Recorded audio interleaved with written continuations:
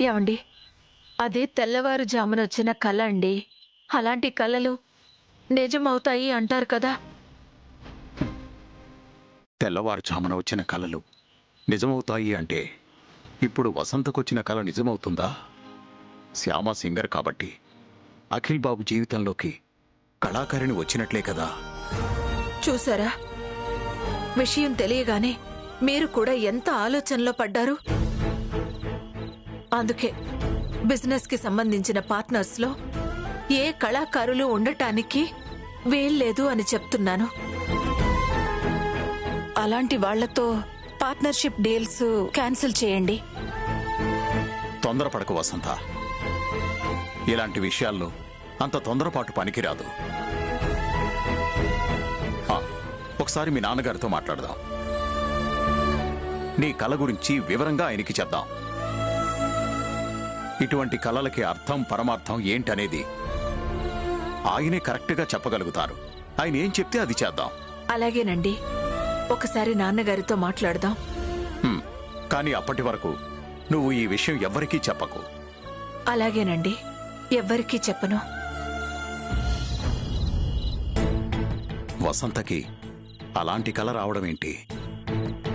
కళాకారుడు అఖిల్ బాబు జీవితంలోకొస్తే వాడికి గండం రావడమేంటి? శ్యామ సింగర్ కదా. శ్యామ వాడి జీవితంలోకి వచ్చి చాలా రోజులైంది కదా. ఇప్పటి వరకు వాడికే చెడు జరగలేదు కదా.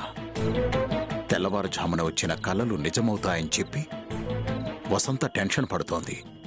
ఏంటో అంతా అయోమయంగా ఉంది. మామయ్య గారితో మాట్లాడితే గాని క్లారిటీ రాదు.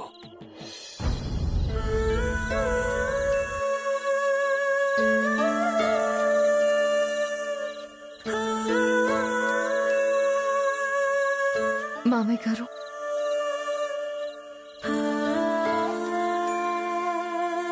ఏంటమ్మా?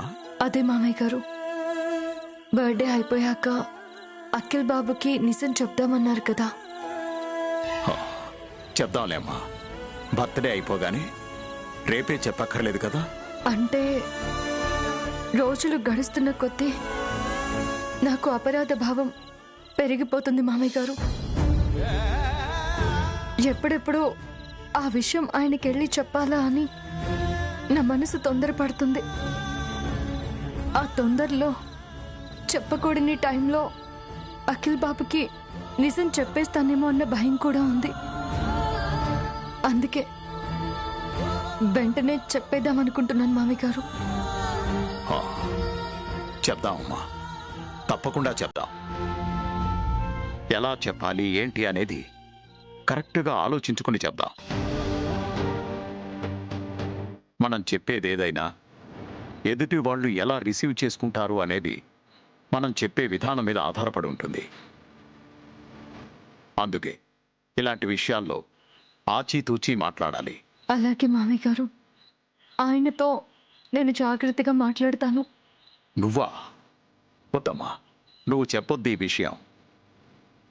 ఈ విషయం వాడికి నువ్వు చెప్పడం కరెక్ట్ కాదేమో అని నా మనసు కనిపిస్తోంది. పెద్దవాడిగా, ఈ ఇంటికి పెద్దగా ఆ విషయం నేనే వాడికి చెప్పాలి. ఎలా చెప్పాలో అలా వాడికి నేను చెప్తాను. నీ పరిస్థితిని అర్థమయ్యేలా చెప్తాను. వాడు నిన్ను అర్థం చేసుకునేలా చెప్తాను.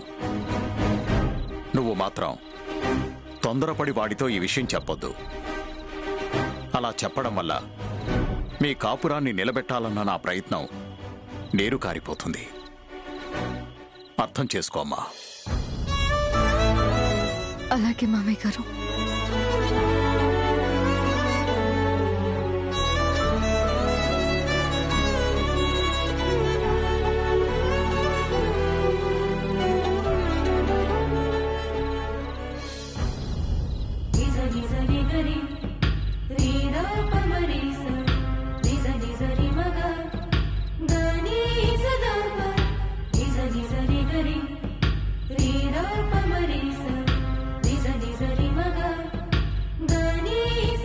ఏంటి కన్నయ్య ఇది? మామయ్య గారు నన్ను చెప్పొద్దు అంటున్నారేంటి? తప్పు చేసింది నేను కదా. నేను కదా అఖిల్ బాబుకి చెప్పాలి. నిన్నటి వరకు అఖిల్ బాబుకి చెప్పబోయే ముందు నాకొక్క మాట చెప్పు అన్నారు. ఇవాళ అసలు నన్ను చెప్పొద్దు అంటున్నారు. మామయ్య గారు ఎందుకలా అనుంటారు? కన్నయ్య, నువ్వేం చేస్తావో నాకు తెలీదు. వీలైనంత తొందరగా ఈ సమస్యకి పరిష్కారం చూపించు. నీకు సమస్య ఏంటి?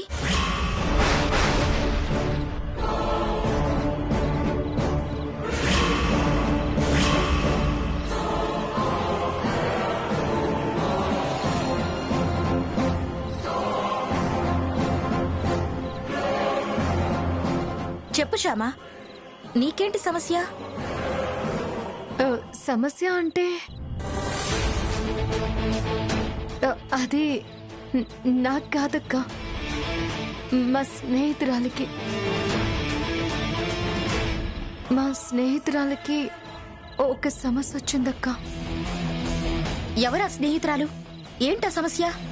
మా ఊర్లో నాగలక్ష్మి అనే ఒక అమ్మాయి ఉంది. ఆ అమ్మాయి వల్ల ఒక చిన్న తప్పు జరిగింది. ఆ తప్పు గురించి తన భర్తకు తెలియదు. వాళ్ళ మామయ్య గారికి మాత్రమే తెలుసు. మామయ్య గారు మంచి మనసుతో కోడల్ని అర్థం చేసుకున్నారు, క్షమించారు. ఇప్పుడు ఆ విషయం భర్తకి కూడా చెప్పి క్షమాపణ అడగాలనుకుంటుంది ఆ అమ్మాయి. కానీ వాళ్ళ మామయ్య గారు, నువ్వు మీ ఆయనకి చెప్పొద్దు, ఇంటి పెద్దగా నేను చెప్తాను తనకి అని అంటున్నారు. నాకేమో వాళ్ళ మామగారు కాదు, ఆ అమ్మాయే చెప్పాలి అనిపిస్తుంది. నువ్వేమంటావక్క? ఒక రకంగా ఆ అమ్మాయి చెప్పడమే కరెక్ట్. ఆ భర్త అర్థం చేసుకునే మనిషి అయితే ఏ పరిస్థితుల్లో ఆ తప్పు చేసిందో అని అర్థం చేసుకునే మనసు ఉంటే ఆ భార్యే డైరెక్ట్గా వాళ్ళ ఆయనకి చెప్పాలి. ఆ అమ్మాయి వాళ్ళ భర్త చాలా మంచివాడక్క, అర్థం చేసుకుంటాడు. అయితే ఆ అమ్మాయిని చెప్పమను.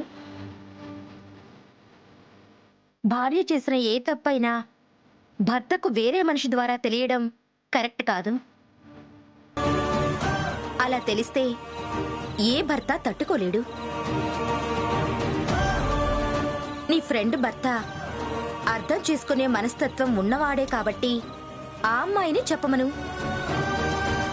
అర్థం చేసుకుంటాడు, క్షమిస్తాడు. నో, క్షమించకూడదు.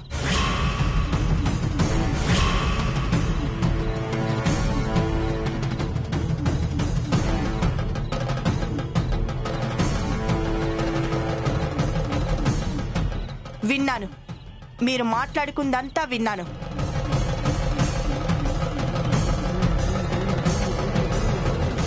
ఆ అమ్మాయిని భర్త క్షమించకూడదు, జీవితానికి సరిపడ శిక్ష విధించాలి. అలాంటి పెళ్ళాన్ని ఏ మొగుడైనా జుట్టు పట్టుకొని బయటికి గెంటేయాలి.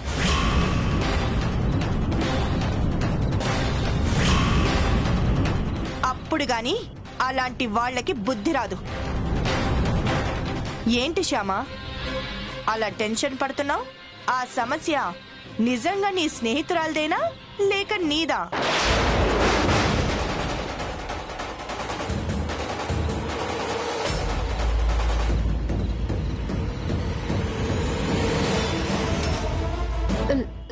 లేదక్క, లేదు, నాది కాదు, నా స్నేహితురాలిదే.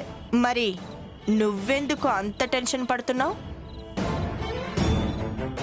అఖిలేదో నిన్ను జుట్టు పట్టుకుని బయటికి గెంటేసినట్టుగా అంతలా టెన్షన్ పడిపోతున్నావేంటి?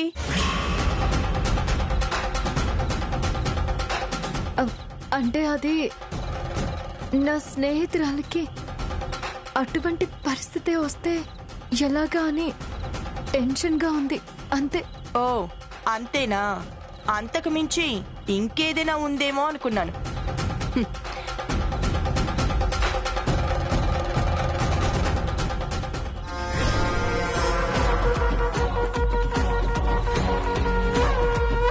ఇప్పుడు శ్యామ మాట్లాడింది ఖచ్చితంగా తన ఫ్రెండ్ సమస్య కాదు. గురువమ్మకి మావయ్య గారికి శ్యామకి మధ్య నలుగుతున్న సమస్య. అదేంటో తెలుసుకోవాలి.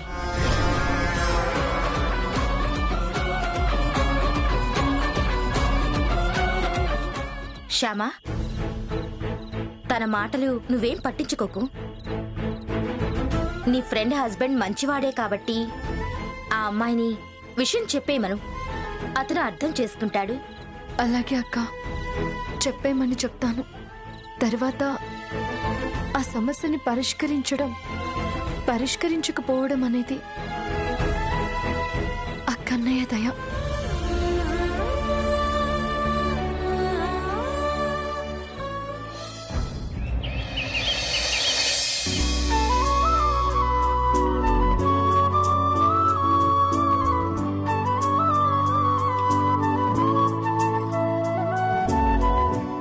థ్యాంక్ యూ శ్యామ, ఇంత మంచి గిఫ్ట్ ఇచ్చినందుకు థ్యాంక్ యూ వెరీ మచ్. నాన్న అఖిల్, ఏంటి మమ్మీ? ఏం లేదు నాన్న, నీ ప్రతి బర్త్డేకి దిష్టి తీస్తాను కదా, అలా దిష్టి తీద్దామని వచ్చాను. ఓ,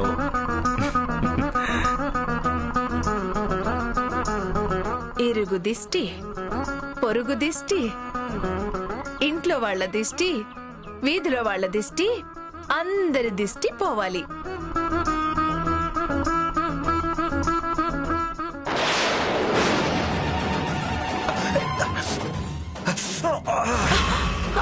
నాన్న,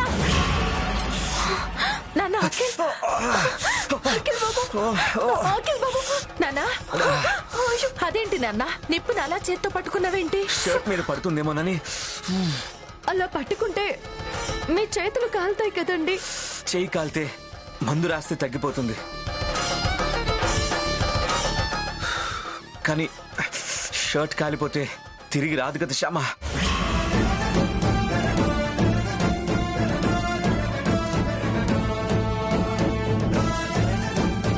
నువ్వు ఎంతో ప్రేమాభిమానాలతో స్వయంగా డిజైన్ కుట్టి ఆ షర్ట్ నాకు గిఫ్ట్గా ఇచ్చావు. అలాంటి దాన్ని చేతులా ఎలా పాడు చేసుకుంటాను? అందుకని నీ చేతులు కాల్చుకుంటావా?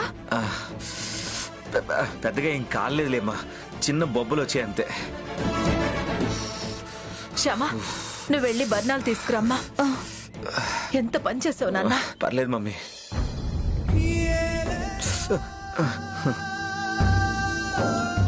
సారీ అండి.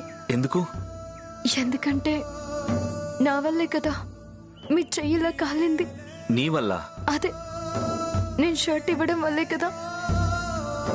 ఆ షర్ట్ కాలిపోకూడదనే కదా మీరిలా చెయ్యి కాల్చుకున్నారు.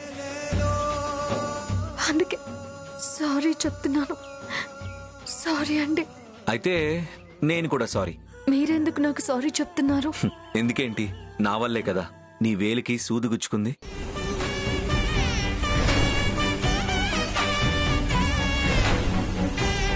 అది వేరు ఇది వేరండి. అది వేరు కాదు, ఇది విత్తనము కాదు, రెండూ ఒక్కటే. చూడు శ్యామ, ఇలాంటి చిన్న చిన్న ఇన్సిడెంట్స్ జరిగినప్పుడు కొంచెం పెయిన్ అనిపిస్తుంది, కానీ అది బాధ పెట్టే పెయిన్ కాదు, స్వీట్ పెయిన్.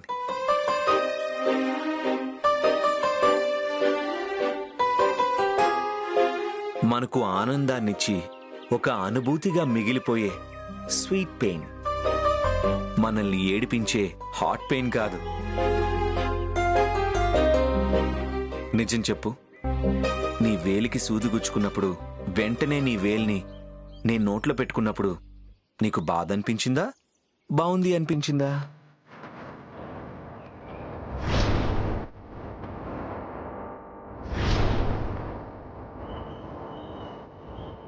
బాధ అనిపించలేదు కదా? అనిపించలేదు. అంటే బాగుంది అనిపించిందనగా.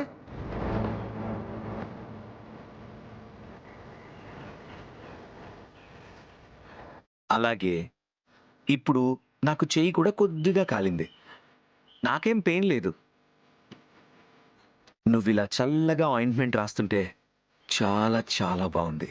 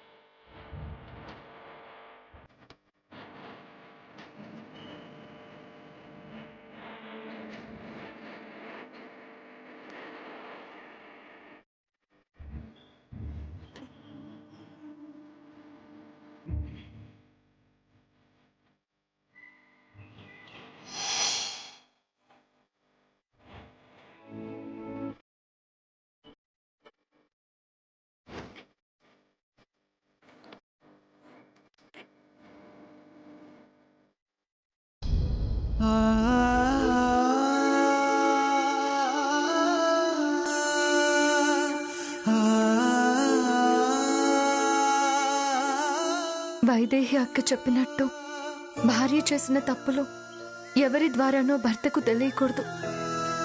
భార్య తను చేసిన తప్పు గురించి భర్తకు చెప్పాలి. భర్తకు చెప్పి క్షమాపణ అడగాలి. నేను చేసిన తప్పు అఖిల్ బాబుకి మామయ్య గారి ద్వారా కూడా తెలియకూడదు. నా ద్వారానే తెలియాలి. నేనే చెప్పాలి. ఈ విషయం మామయ్య గారికి చెప్పి ఇవాళే నేను అఖిల్ బాబుతో నిజం చెప్పేస్తాను.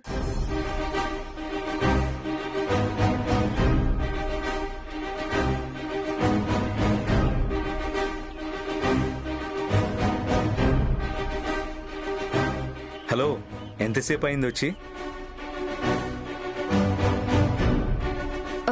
ఇప్పుడేనండి.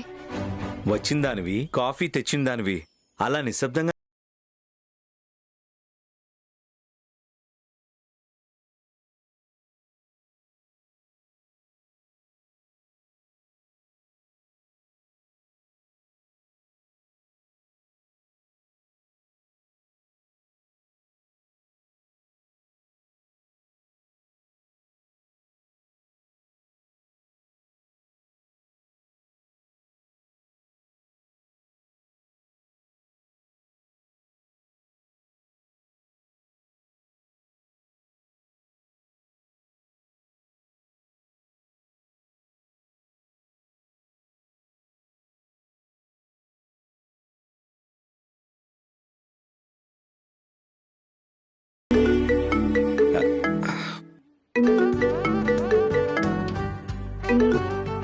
హలో ఆదిత్య, గుడ్ మార్నింగ్ రా. Very good morning రాఖిల్.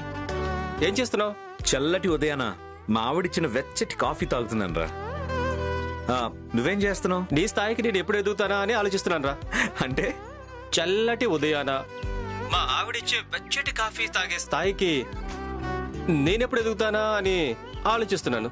తొందరలోనే ఎదుగుతాలేరా. థ్యాంక్ యూ రా, థ్యాంక్ యూ. ఎరా, రూపారాణి వాళ్ళు ఉన్నారా? ఊరెళ్ళిపోయారా? ఎరా, ఇప్పుడు నువ్వు ఫోన్ చేసింది నా కోసమా, రూపారాణి కోసమా? నీ కోసమేరా బాబు. జస్ట్ ఇన్ఫర్మేషన్ కోసం అడుగుతున్నాను అంతే. రూపారాణి వాళ్ళు ఊళ్ళో ఉన్నారా, వెళ్ళిపోయారా? ఉన్నారా, ఇంకా ఇక్కడే ఉన్నారు. గుడ్. యాక్చువల్గా నేను ఎందుకు ఫోన్ చేశానంటే, నేను మా ఫ్రెండ్స్ కలిసి ఈరోజు ఈవినింగ్ క్రిస్మస్ పార్టీ ఏర్పాటు చేస్తున్నావురా. నువ్వు మీ మిస్సెస్ని తీసుకొని తప్పకుండా పార్టీకి రావాలి. మా మిస్సెస్కి ఇలాంటి పార్టీలు అవి ఇష్టం ఉండదురా. నేను మాత్రం గ్యారంటీగా వస్తాను. నువ్వు వస్తే సరిపోదురా, మీ మిస్సెస్ కూడా గ్యారంటీగా రావాలి. మా మిస్సెస్ గ్యారంటీగా రావాలా? ఎందుకు? ఎందుకంటే నువ్వు మీ మిస్సెస్ లేకుండా రూపారాణిని ఒక్కదాన్నే పార్టీకి తీసుకొస్తే బాగోదు కదరా. అంటే రూపారాణిని కూడా పార్టీకి తీసుకురావాలా? ఊళ్ళో ఉన్నారన్నావు కదరా, అందుకని తీసుకురమ్మంటున్నాను. అర్థమైందిరా మిత్రద్రోహి. నీ కుట్రేంటో నాకు అర్థమైంది. రూపారాణిని పార్టీకి తీసుకురావడం కోసం నన్ను మా ఆవిని పార్టీకి పిలిచావు అంతేగా? చచ్చ చచ్చ అదేం కాదురా, మీ ఇద్దరు కూడా పార్టీకి రావాలి, మీతో పాటు రూపారాణి కూడా రావాలి. రాక చేస్తామా? వస్తాంలే. వస్తామని చెప్పి ఎలా పడితే అలా వస్తే కుదరదు రోయ్.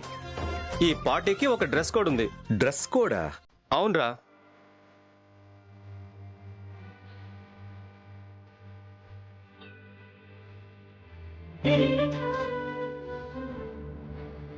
ఓకేరా, నువ్వు చెప్పినట్టే డ్రెస్ కోడ్లో పార్టీకి వస్తాం. ఓకే, థ్యాంక్ యూ రా, బాయ్. బాయ్ రా. సో మనం ఈవినింగ్ పార్టీకి వెళ్తున్నాం. మన కోసం కాకపోయినా రూపారాణి కోసమైనా వెళ్తున్నాం. ఓకే? ఓకే అఖిల్ బాబు.